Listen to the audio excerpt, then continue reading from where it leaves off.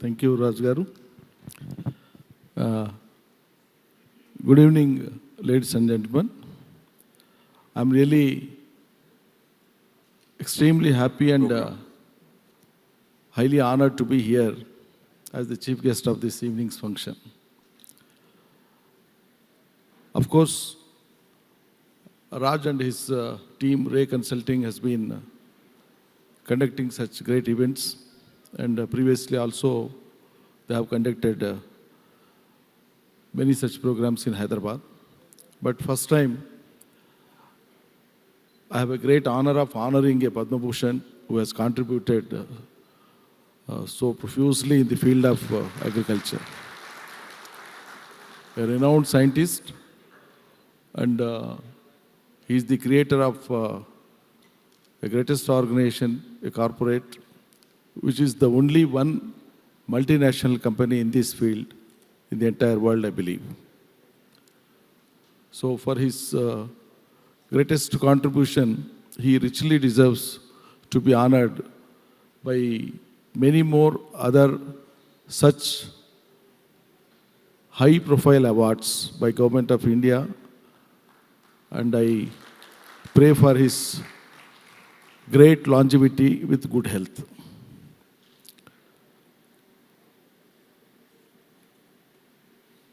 I'm given to understand that the Indian industry, agri input industry, has almost 70,000 crore business, out of which the Telangana's contribution is 10%. And this is something more than the national average. Hyderabad, of course, has been the strong base for Indian agri industry, with many more offices of most companies here. You know, Hyderabad has been the most attractive place in our country now because of the proactive policies that have been evolved and adapted by Government of Telangana under the able leadership of our Chief Minister, Honorable Shree K. Chandrasekhar Rao Garu. The Hyderabad city, of course, has been the headquarters for many national and international companies in seed sector and agri sectors, like our Nuziveedu Seeds, Seedworks, Adama, Coromandel International, Nikino, Corteva, Nagarjuna, institutes of global reputes like ICRISAT and Jaishankar University, NIRD, Manage, NAM, CREDA, all such prestigious institutions and their companies are located in Hyderabad because of the environment that has been created over many years, more particularly during the period of present government under the leadership of our Chief Minister Sri K. Chandrasekhar Rao. Agri Business Summit, these awards, is conducted keeping end user who is farmer in mind. The summit is making an attempt to bring entire agri industry to help serve farmer in an integrated manner. Happy to see summit has over 200 senior executives from different parts, and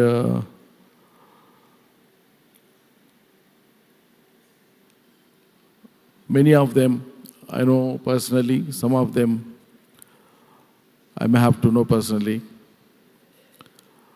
Our senior friend Sri Kaundinya Garu. I joined a bit late when the panel discussion was going on, but I had an opportunity of listening to all of you. It was a great discussion. The focus that you wanted to draw, you wanted to put and draw the attention of the policymakers at the national level. Of course, as a state, we have been doing, we have been performing, we have been evaluating. The greatest agriculture policies we have already brought out in the state of Telangana, and they have yielded greatest results. It is undisputable. But ultimately, we are a part in the Indian sovereign government.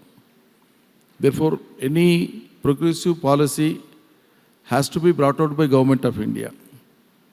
So I request that friends who are here, who represent the prestigious companies, have to make their submission or proposals before Government of India and see that something should be brought out from Government of India's policies. That is the need of the hour.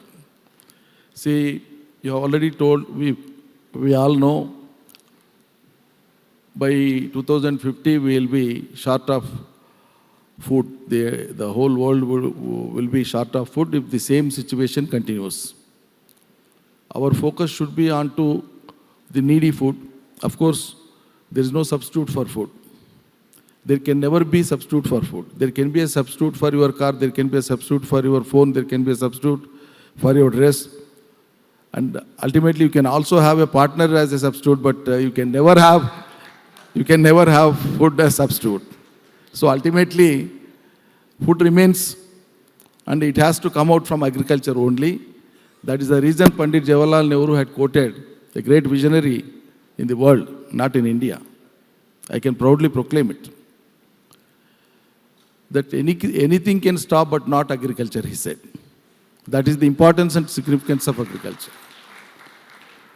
So now the focus should be on to the oil seeds. As he has rightly pointed out, Kaundinya Garu, that almost 1 lakh crore rupees is being spent on foreign exchequer only for importing our edible oils. India is such a great country with agroclimatic conditions where you can produce oil seeds and oil, and you can cater the needs of the world.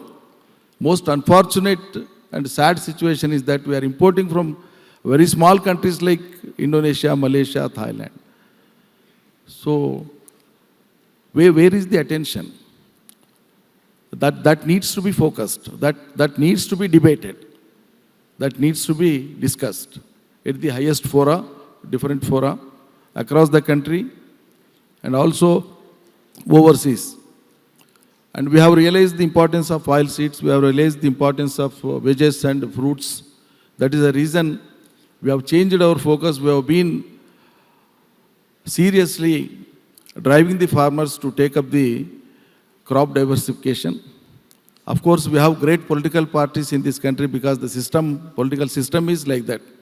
When we bring out a policy and say that farmers, please do change from conventional paddy and conventional other crops, better choose this and this marketable crops, very suddenly and immediately our political friends will come and say that, no, don't do that. Why do you do that? When government says you want to do it, no, don't do it. So that is the political environment we have. That also needs to be debated and discussed. We have been requesting Government of India to make the entire country and divide into crop colonies. Identify the best parts where you can have pulses, the best parts where you can have food grains, the best parts where you can have the quality fruits and veggies. Then encourage. Ours is a country where land is fragmented. We are not like America, we are not China. Our land holding is very, very small now, particularly after this Land Sealing Act and many social and political reformations that have been brought out in this country through legislations and also through political movements. Now the land has been fragmented so minutely. Therefore, as you are rightly discussing, the proportionate inputs cost, if you look at, it's only labor cost that is almost 50% of the total cost, more than 50%.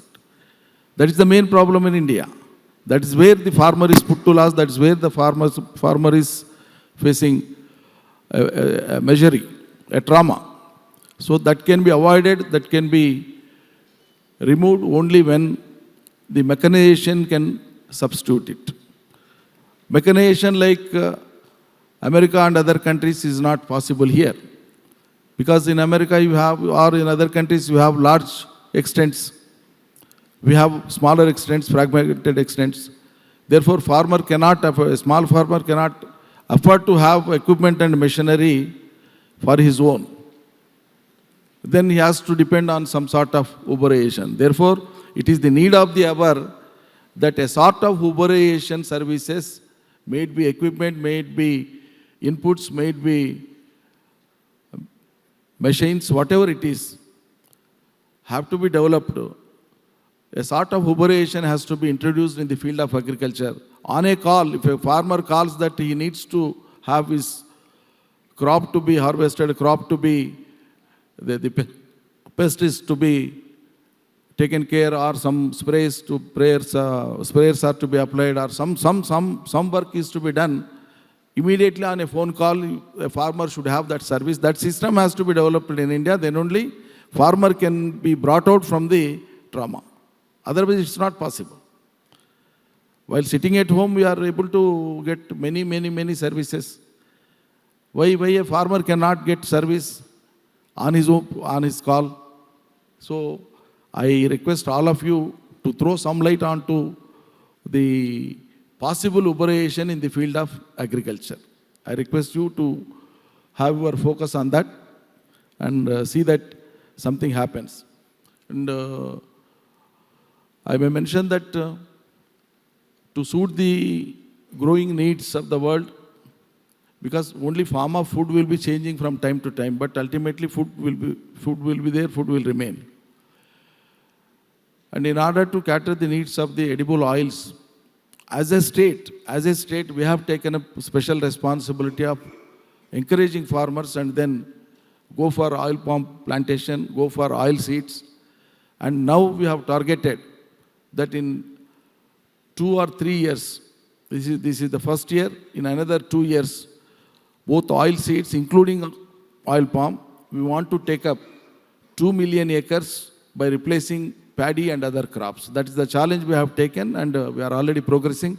This year alone, we are doing 2 lakh acres of oil palm plantation, and I have been persistently canvassing and persistently requesting the farmers to take up this, and there is a lot of awareness among the farmers now that this is the only crop which has got buyback guarantee, therefore they are coming forward. And this is the only crop, this is the only product which has got more than 150 byproducts. And many of the things that we use in day-to-day that are coming out only from the oil palm. Therefore, the importance and significance of oil palm has been realized by government of Telangana, and we have been encouraging. Similarly, as I said earlier, fruits and veggies, they are on the top of agenda of our state. That is, and in these circumstances, in these situations, naturally we expect the guidance, the help, and a sort of encouragement from Government of India. And we are looking for the same. Let us see how the things will shape in future. And I sincerely thank all of you, particularly Mr. Raj and his team, Ray Consulting. And once again, I am honored and privileged to submit, to submit the award to you, sir, this evening, the Lifetime Award. Thank you so much.